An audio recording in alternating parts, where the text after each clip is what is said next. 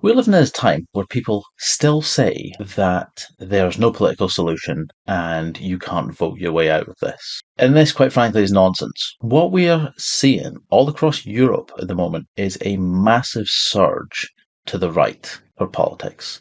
We've seen the European MP elections, we've seen massive gains for people that are classed as quote-unquote far right. We have seen Le Pen's party in France take the lead in the first round of elections.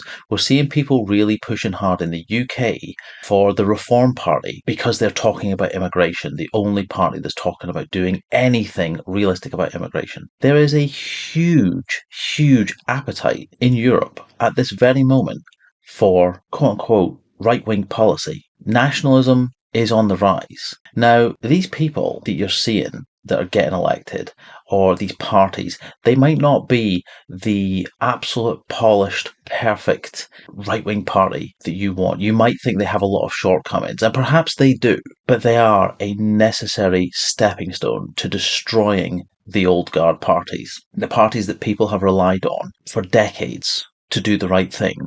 To do the right thing for the people and to protect our nations. These parties haven't done it, but there's been no one to challenge them.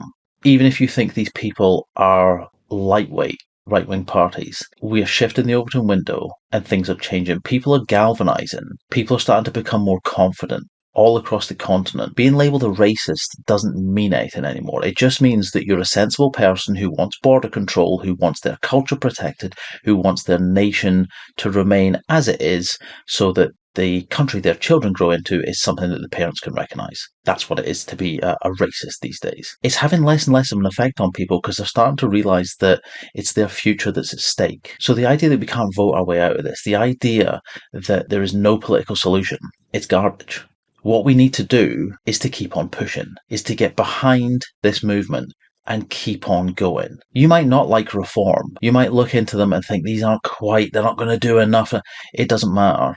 They're a stepping stone to which people can stand behind. And that galvanizes these people. It links them together and they start to realize that, do you know what? There's a lot of people that think the way I do. And then we can hold these parties' feet to the fire. Or we can move on to something else, and another layer of opposition will arise. This is a positive and hopeful time for Europe, but we all need to get involved. So get involved.